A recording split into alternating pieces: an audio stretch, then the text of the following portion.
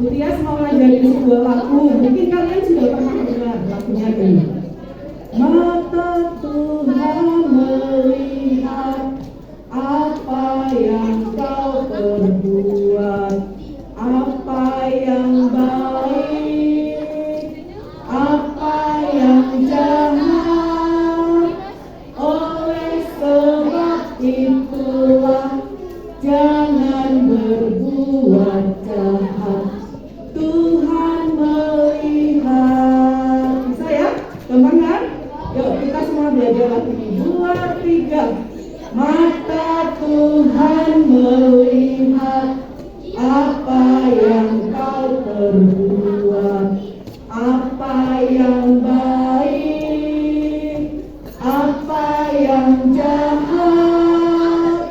Oleh sebab itulah jangan berbuat jahat. Tuhan melihat. Nah, sekarang sebelum cerita masuk, Bu Tias mau tanya, siapa yang berani maju ke depan menceritakan lagi cerita minggu lalu secara singkat? Nanti ada hadiah dari Kak Yuli ya. Cik Yuli ada ya? Ya. Yuk, siapa satu orang? Tentang apa? Ayo. Ayo, sini. Siapa yang bisa ingat? Oh, minggu lalu ceritanya tentang ini. Siapa? Satu orang aja. Ada hadiahnya loh. Ayo yang ingat. Aduh, jangankan sekarang. Kemarin pulang sekolah minggu, saya ditanya mama papa aja udah lupa ceritanya apa. Waduh, mana dong? Masa masuk kanan, keluar kiri? Gak ada yang ingat. Apalagi sekarang udah 8 hari. Siapa yang masih ingat? Wow, luar biasa. Nanti ada hadiahnya nih. Yuk, siapa? Jessie N. Sini, Jessie, ayo maju. Jessie N, ayo. Sini nggak usah malu-malu. Wow, luar biasa. Tepuk tangan dulu buat Jessie. Ya, ya, singkat aja. Singkat dong. Ya. Tentang hidup harmonis, Jumaat mula-mula. Ceritanya intinya di mana waktu? Oh, judulnya itu hidup harmonis, Jemaat mula-mula. Jadi waktu Tuhan sudah naik ke surga, Tuhan menurunkan Roh Kudusnya belum dulu sih. Ya. Waktu itu banyak sekali orang percaya kepada Tuhan Yesus dan pekerjaan Roh Kudus yang dikerjakan oleh rasul-rasul. Jadi banyak orang yang berkumpul jadi satu. Mereka hidup harmonis. Ya, hidup harmonis itu artinya apa sih? Tahu nggak artinya? Iya, hidup bahagia. Ada yang saling tolong.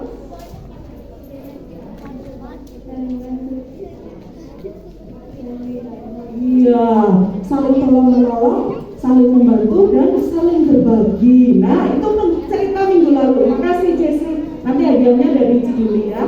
Terus satu orang lagi yang hafal ayat Alkitab, ayat hafalan minggu kemarin. Angkat tangan. Sini maju. Siapa namanya? Oh, luar biasa. Cowok-cowoknya mana dong? Ayat hafalan minggu kemarin.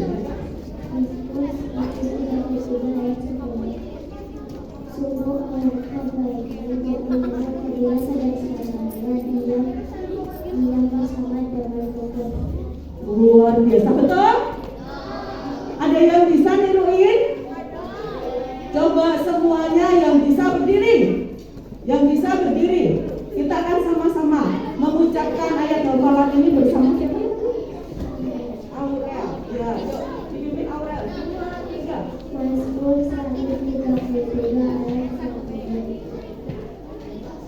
Mazmur 133 ayat 1. Sungguh alangkah baiknya dan indahnya apabila saudara-saudara diam bersama dengan Tuhan. Ya, si Yuni nanti Aurel ya. Ini yang dikasih hadiah luar biasa. Terima kasih. Hari ini lanjutan cerita dari minggu kemarin. Jadi kalau minggu kemarin ada sesuatu yang kalian dengar, hidup harmonis, saling membantu, saling berbagi, tolong menolong. Ada orang yang menjual tanahnya, namanya Pak Yusuf ya, dari Siprus, orangnya orang jauh, bukan orang Yerusalem. Terus disebut rasul-rasul, dikasih nama Barnabas, menjual tanahnya, kemudian hasilnya diberikan kepada rasul-rasul. Untuk apa? Untuk dibagikan kepada jemaat yang memerlukan. Wow, luar biasa. Ada yang murah hati memberikan penjualan hasil ladangnya, diberikan kepada rasul untuk diberikan kepada jemaat yang memerlukan. Nah, nama Pak Yusuf ini pasti dong dikenal oleh anggota gereja mula-mula di situ. Siapa yang nggak tahu? Tahu nggak? Itu ada Pak Yusuf yang kemarin jual ladang, terus dibagikan ke jemaat yang perlu. Ada yang sakit loh, kemarin disumbang dari uang hasil penjualan ladang. Oh, ada yang butuh biaya buat bayar rumah loh, dikasih juga dari uang hasil penjualan itu. Nah, nama Pak Yusuf menjadi terkenal ya, ditulis di Alkitab di Kisah Para Rasul pasal 4. Kemudian hari ini ceritanya ada di dalam Kisah Rasul pasal 5 tentang pasangan suami istri. Ya, tahu nggak? Ada yang tahu siapa nama suami istri ini? Siapa namanya? Ada yang tahu? Coba dong buka Kisah Rasul 5. Coba dong di-spill. Siapa yang bawa Alkitab? Buka. Kira-kira siapa yang mau diceritakan hari ini? Mungkin kalian sudah hafal atau udah baca duluan di rumah, atau nggak tahu sama sekali.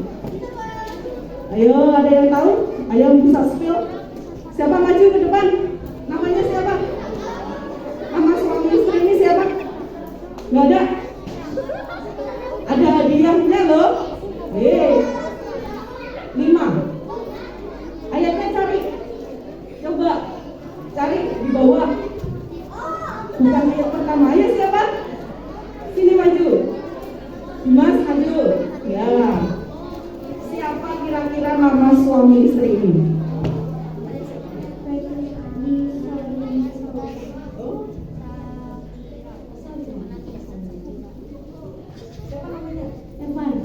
Ya, Evan, siapa kira-kira nama suami istri yang mau diceritakan ini? Ananias dan Safira. Wah, betul nggak Dimas? Ananias dan Safira. Iya, tapi dua-duanya dapat hadiah ya dari Yulia, Evan dan Dimas. Nah, ada suami istri namanya Ananias. Kira-kira Ananias itu nama laki-laki atau perempuan sih? Laki-laki. Ya, nama laki-laki si bapak Ananias. Terus punya istri namanya Safira. Tahu nggak adik-adik? Suami istri ini habis menjual tanahnya. Lihat hasilnya, hasil penjualannya mau dibuka. Wow, ada yang bling-bling di sini.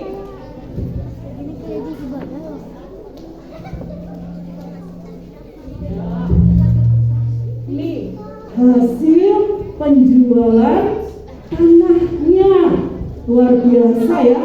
Kalau ini bentuknya emas, ini di kilo mungkin berapa kilo ya? Kira-kira berapa kilo nih kalau berat? Wah, bisa 10 kilo mungkin. Terus yang ini berapa kilo? Ya, bisa jadi 7 kilo ya, karena lebih besar yang ini. Nah, Ananias dan Safira sudah menjual tanah mereka.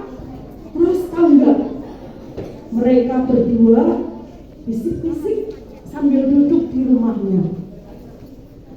Pak Ananias berkata, gimana kalau kita kasihkan hasil penjualan tanah ini ke rasul-rasul, supaya ingat nggak ada yang namanya Pak Yusuf? Istrinya bilang, Pak Yusuf, oh iya, saya tahu orang yang menjual ladangnya terus dibagikan ke seluruh jemaat, uangnya yang dikasih ke rasul-rasul. Suamiku bilang, betul, yang betul. Dia kan jadi terkenal karena kebaikannya. Semua orang tahu siapa namanya Pak Yusuf itu. Ya, gimana kalau kita kasihkan ini hasil penjualan ladang kita? Tapi kayaknya jangan semua ya. Gimana kalau satu aja, satu bagian.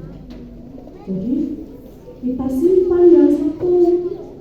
Ini kita simpan buat kita sendiri. Simpan. Masuk ke brankas ya, dikunci. Nah, kata Pak Ananias, ya sekarang saya mau ya ke rasul-rasul, kamu di rumah dulu, saya mau bawa persembahan ini. Istrinya bilang, baiklah. Sambil berkedip-kedip dia membayangkan bagaimana orang akan mengenal dia sebagai orang yang murah hati.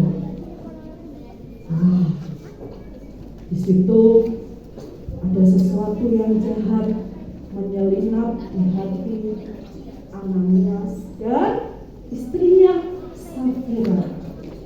Ya, setelah perjalanan tentu persembahannya ini nggak dibuka ini ya, disimpan rapat-rapat di dalam kain supaya tidak ada orang lihat, terus tidak dicuri, dirampok di jalan, berarti nggak jadi dong dipersembahkan, ya kan?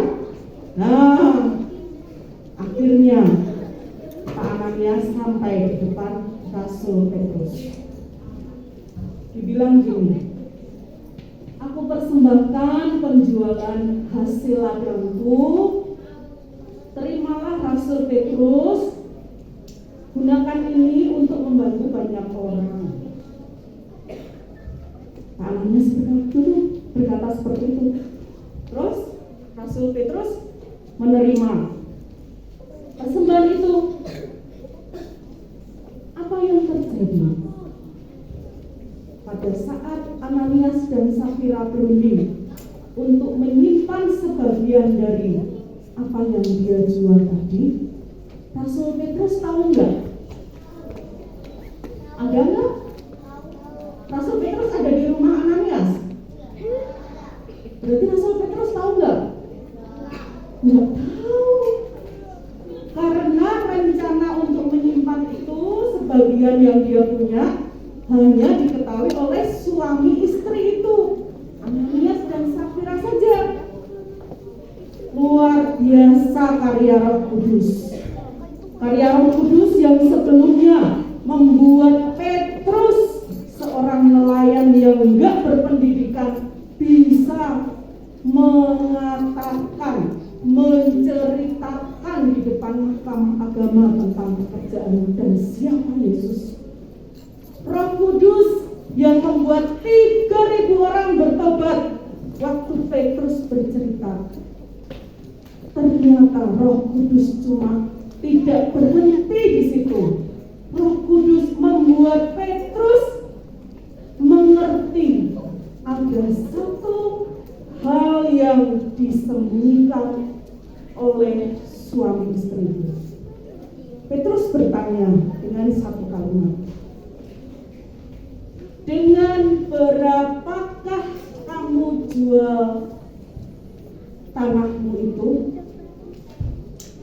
Kata Petrus, karena Petrus diberi ilham penglihatan dari Roh Kudus bahwa Ananias ini berbohong.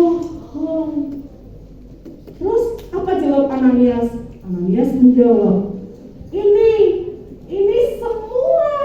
semua dari hasil yang aku jual, aku serahkan untuk diberikan pada banyak orang. Terus apa yang terjadi? Petrus berkata, "Hai Ananias, kenapa hatimu dimasuki iblis? Apakah kami meminta hasil apa yang kalian jual? Tentu tidak. Kalau tanah itu tidak dijual, itu tetap punyamu. Kenapa kamu membohongi Roh Kudus?" Ananias gak bisa berkata-kata. Dia pucat. Dia merasa takut. Kenapa? Karena keinginannya untuk tadi dipuji oleh manusia ternyata diperlihatkan di depan Rasul Petrus oleh Roh Kudus. Rasul Petrus bilang, "Hari ini engkau akan mati."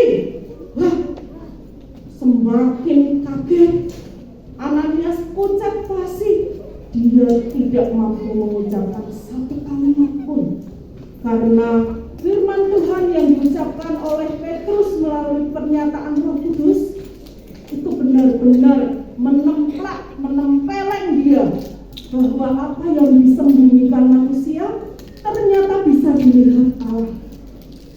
Waktu Petrus berkata, "Hari ini kamu akan mati," yang terjadi Ananias langsung tergeletak mati tanpa menunggu aba-aba 1, 2, 3. Gak langsung Rasul Petrus berkata itu, Ananias langsung mati. Orang-orang yang berdiri di sekeliling mereka melihat kejadian itu. Ada yang kakinya sampai gemetaran. Tuh, ini namanya lutut bisa beradu karena takut. Ada orang-orang yang berdiri sambil keringat dingin. Ini menetes kayak habis lari 5 kilo gak berhenti.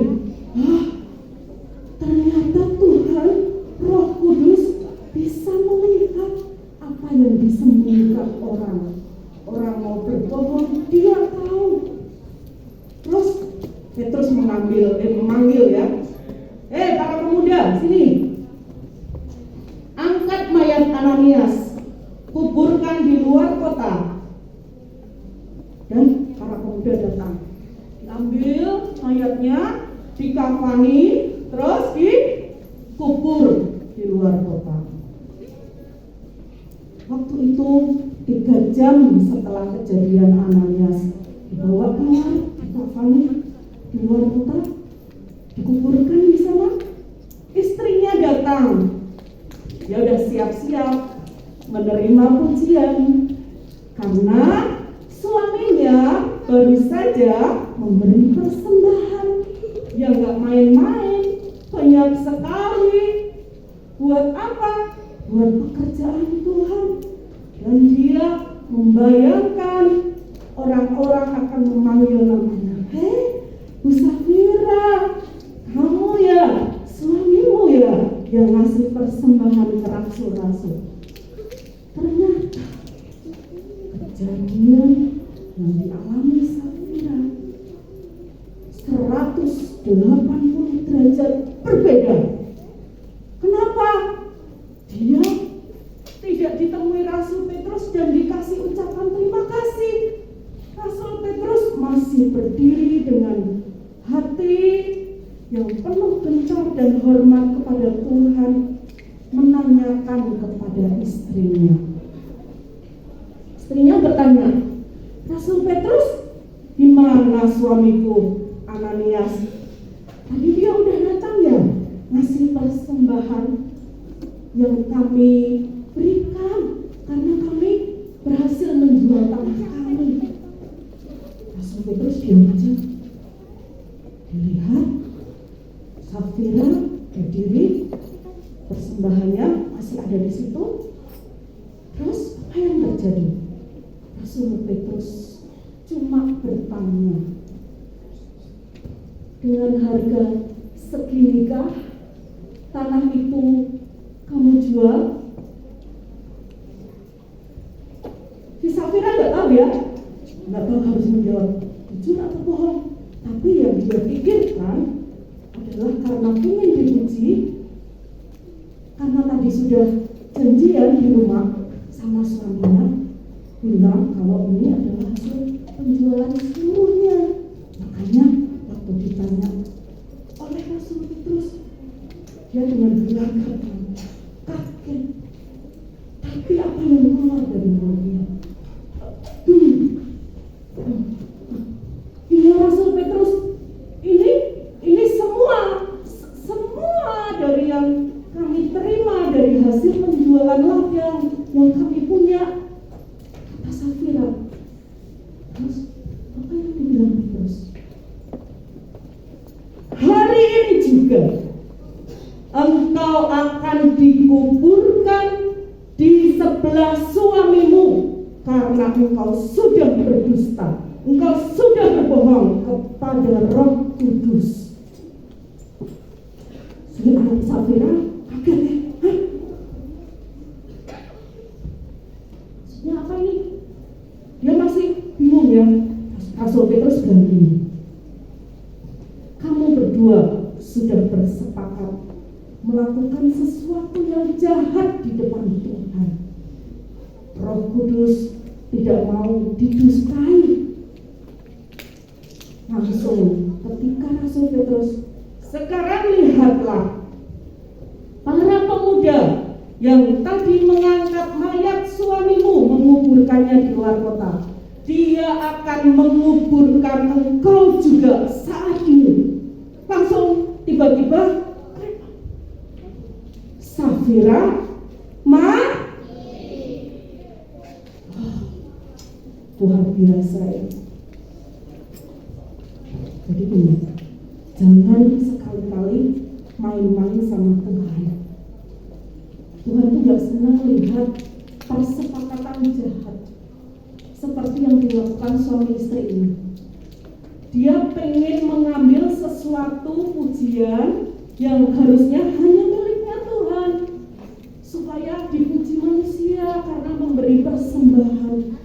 Oleh karena itu berusaha berbohong, tidak mengatakan hal yang jujur, yang benar. Dan apa hukumannya? Langsung mati saat itu juga. Ngeri ya. Dia sebayangin nih, kalau Tuhan seandainya hari ini lihat di antara kita ada yang bohong, terus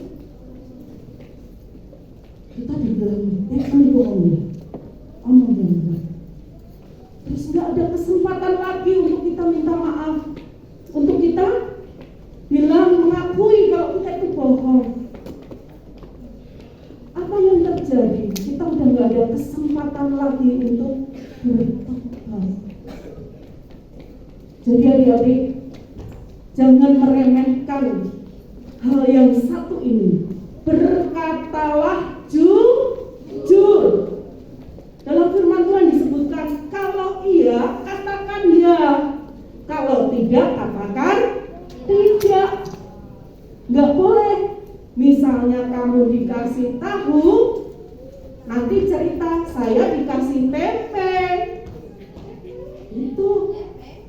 Terus kalau kamu dikasih buah apel, nanti kamu cerita dikasih anggur, padahal A-nya sama, tapi beda buah kan? Jadi kita hari ini melihat ternyata Tuhan tidak suka sama orang yang bohong. Jangan sampai seperti Ananias dan Safira. Dikira Tuhan gak lihat apa yang mereka sepakati. Dikira Tuhan gak lihat mereka mencuri hasil yang sebenarnya Tuhan pun tidak minta. Rasul-rasul gereja nggak minta supaya Ananias menjual tanah, enggak. Tapi karena idenya sendiri, niatnya sendiri, yang harusnya kalau seperti Yusuf dia memberikan seluruhnya, ya, bukan satu bagian saja. Nah, hari ini kita belajar tentang satu hal. Berkata jujur adalah satu kesukaan bagi Tuhan. Karena orang yang suka bohong itu bapaknya adalah iblis. Ada tertulis iblis itu adalah bapaknya pembohong. Ingat, kalau nanti kalian punya niat mau berbohong, suka bohong misalnya sesuatu yang kecil aja, ingat, saya ini anaknya Tuhan Yesus, berarti saya harus benar. A, B, B, ya, tidak, nggak boleh diputar balikan.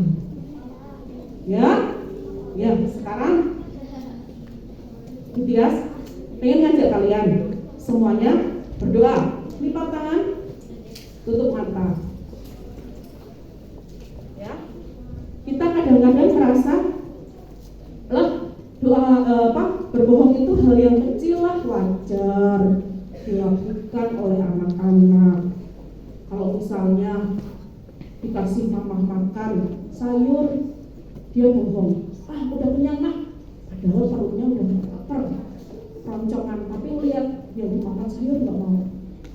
Bilang aja, mah saya pengen makan tapi pengen pakai sayur dan ada temennya sayur, gitu. Ya, belajar dari hal yang sangat kecil. Kalau kita ini adalah anak Tuhan, berarti setiap ucapan kita harus belajar mengucapkan yang benar. Karena bapa segala pembohong itu adalah iblis. Jadi siapa yang suka bohong, ingat, saya ini anak siapa ya? Anak Tuhan Yesus. Saya nggak mau bohong, mau ngomong benar. Itu ya. Ya, sekarang lipat tangannya, tutup matanya. Mari kita berdoa. Tuhan Yesus, ini anak-anakmu yang masih kecil datang kepadamu. Hari ini Tuhan, kami melihat, kami mendengar cerita dari seorang tokoh Alkitab yang diceritakan dengan memberi kesan tidak jujur dan berbohong. Oh Tuhan, ampuni kami kalau kami kemarin-kemarin merasa berbohong itu wajar. Ampuni Tuhan, kami gak mau melakukan itu lagi. Karena kami tahu matamu melihat segala sesuatu yang kami rencanakan, bahkan yang tidak kami ucapkan, yang ada di dalam hati pun Engkau melihat Tuhan. Kami mau belajar jujur, mau belajar berkata benar, karena kami tahu hidup di dalam Tuhan adalah kebenaran. Pusat kebenaran adalah Engkau ya Tuhan. Kami mau menjadi anak-anak-Mu. Ajari kami Roh Kudus setiap hari. Ingatkan kami ya Roh Kudus, kalau kami mulai berniat ingin berkata bohong, Tuhan ingatkan, ketuk hati kami supaya kami tidak mengikuti saran ataupun memasukkan keinginan iblis di dalam hati kami untuk berkata bohong. Kami menolaknya di dalam nama Yesus. Setiap anak-anakmu meskipun masih kecil dan sedang bertumbuh menuju remaja, Engkau akan beri kekuatan untuk berdiri dengan teguh, berkata benar seperti yang Engkau inginkan.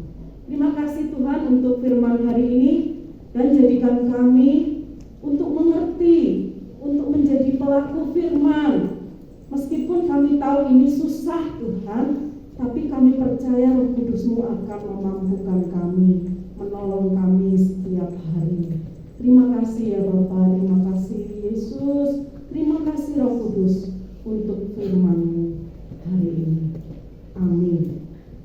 Nah, adik-adik, Tias tadi lihat kalian luar biasa, duduk dengan tenang. Mau saya kasih bonus hari ini, mau nggak? Mau dong. Nah, kita akan lihat sebuah film kartun ya. Lumayan lama filmnya, 1,5 jam kira-kira. Kira-kira capek ya duduk 1,5 jam? Iya. Nah, film ini menceritakan seorang budak ya. Namanya Harriet.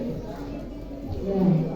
Di situ nanti ada teks bahasa Indonesianya. Ya. Nanti kalian bisa lihat, minta tolong lampunya agak digelapin supaya kita seolah-olah ada di dalam bioskop. Ya. Kita nonton ya semuanya.